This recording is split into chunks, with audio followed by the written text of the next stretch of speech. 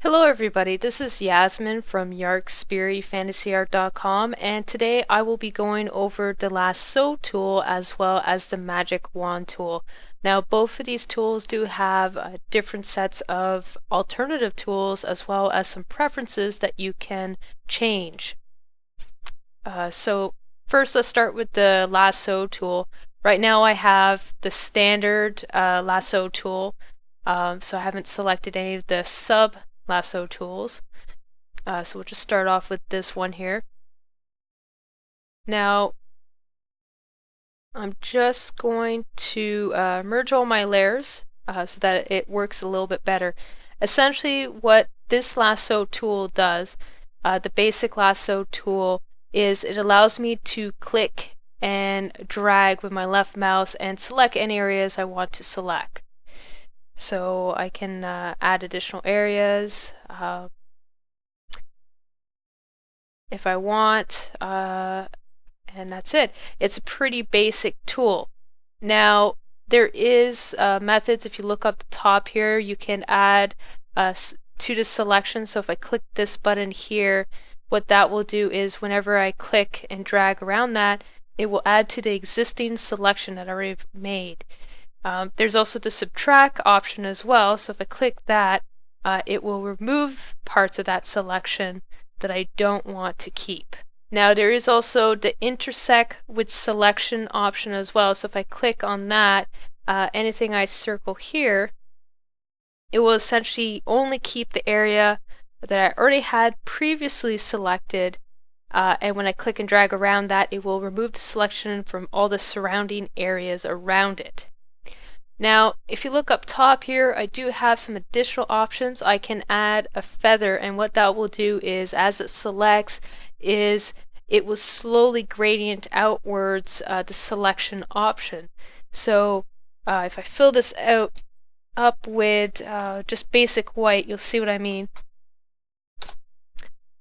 Okay, so that's with the existing selection, but if I create a new selection, so I've set that feather to 30 pixels, so essentially it'll gradient out towards 30 pixels, so that when I fill this up now, it softens the edge outwards, so it slowly transitions outwards. So this could be useful depending on what you're using, what type of changes you're making, but keep in mind you may want to change this right back to 0 if you don't want to keep those settings, otherwise it can be problematic. Okay, so that's the basic Lasso tool. There is some additional Lasso tools that you can use. So I'm just going to unlock my background before we start here. And so if I change this to the polygonal Lasso tool, what happens is rather than being a freehand Lasso tool, I can click. Every time I left hand click, it will create a new point and it will create a straight line.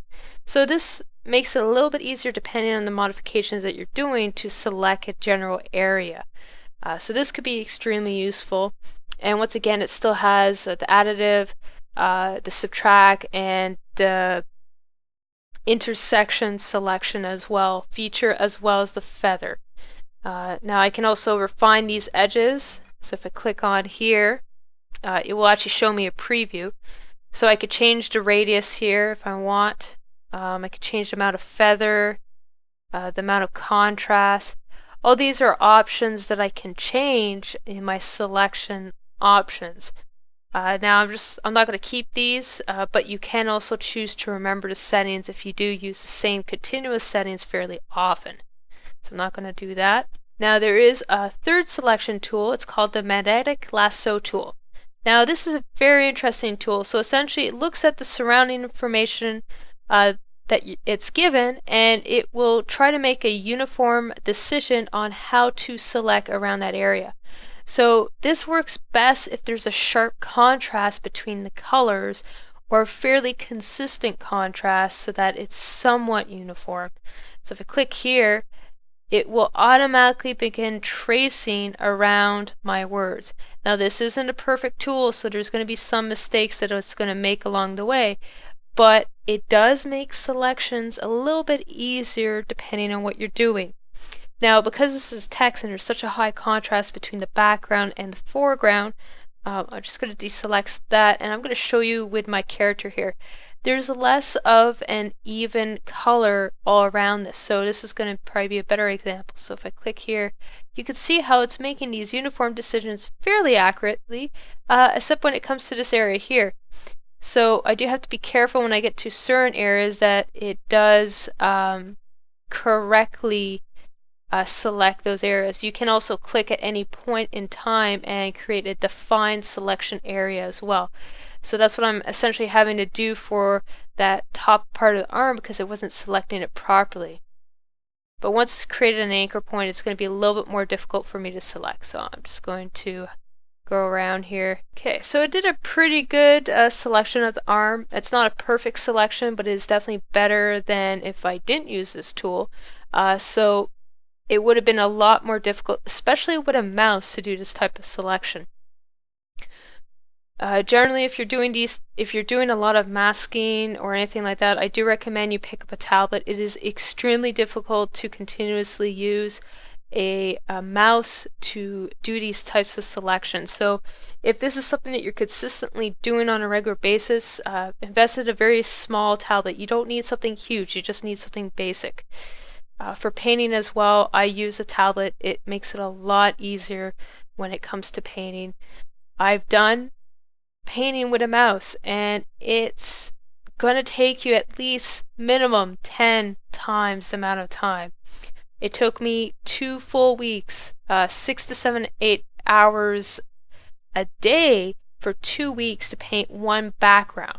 Now you see me paint one background, one character entirely in about normally 5 to 6 hours. So you can already get a feel for how much longer it takes if you're not using a tablet. So I do recommend you pick up a cheap tablet. It doesn't have to be anything fancy, but it's definitely a worthwhile investment if you're going to be doing a lot of selections like this, because it's just not worth the aggravation and the time. You might as well just invest in a tablet. So I'm just going to deselect that. Now we're going to cover the Magic Wand tool. The Magic Wand tool is actually pretty similar to the Lasso tool. Now I'm going to set this back to my default. So now if I click this one here, you'll notice I have the option to add, subtract, and I can also choose to intersect as well. I could change my tolerance level. This is important. The tolerance level, what it essentially does, because the way the Magic Wand tool works is when you click on a pixel of color, it will look at the surrounding area and it will gauge how far out of a difference with the tolerance will it select those pixels as well. So this area is fairly consistent color, so this one's easy to select. I don't generally have to change the tolerance. So I just clicked it and it selected everything automatically for me. It was really good. However, if I begin to try and select areas where I have texture, so if I try to select this area here, you can see that it's not as good at selecting those areas because there's such a variation in the colors. So how do you fix that? You could fix it to a certain degree. The easiest way would be to change the tolerance to between 20 and 30. That's normally a pretty good amount. So as you can see, it selected a significantly larger area than before in comparison to when I didn't have this setting. Now it does depend on where you select as well, because certain areas are more in between the ranges, so they're selecting much more significant areas. I'm just going to deselect that. So play around with the tolerance if you find that your Magic Wand is not working to an adequate degree. So if you lower the tolerance, then that lowers the amount of pixels it will sample that deviate from your initial sample color that you click on. So if I increase the tolerance to about 30, it's going to go to about 30 deviations of that color before it stops selecting those areas. Now I do have the option as well up here to sample all of my layers. So if I click this, essentially it'll look at everything. So everything's on the same layer for now, but let's say I had my flattened image text on a separate layer, I would be able to just select that and continuously select that. going to undo that. I already have a contiguous set and anti-alias set. I haven't encountered any circumstances when you would turn any of these two settings off. So I'm actually going to recommend that you don't turn any of these settings off as well. Now, once you have selected an area, you can also refine the selection. So you can tell the computer, okay, I want you to feather out, I want you to change the contrast for this selection. So this affects just the selection once again, and it can once again save these settings as well. Now there is a sub-tool for this. It's called the Quick Selection Tool. So in order to use this appropriately, you may wish to use a tablet, just because essentially what I'm doing is I'm painting in the selection that I want to occur. So it's automatically selecting for me as long as I paint in the general vicinity where I want to select. So it's very interactive. It can be very useful depending on what you're doing. So if I select here, you can see it's selecting more of the white. It's leaving the text alone, which is important. But if I go too far, it's going to just select the entire area, which I also want to avoid. And it's already set to additive. Up here, I can set it to negative, so I can remove parts of my selection if I do this.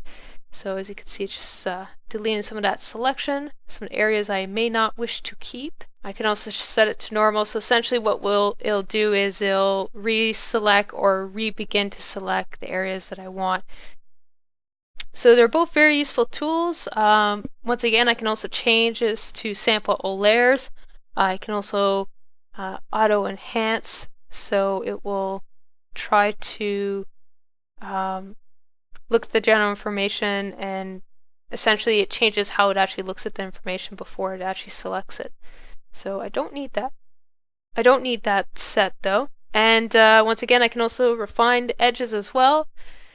So I can change how this is actually going to work selection wise. So that's it for today's tutorial, and I hope to see you guys soon. So thank you and take care.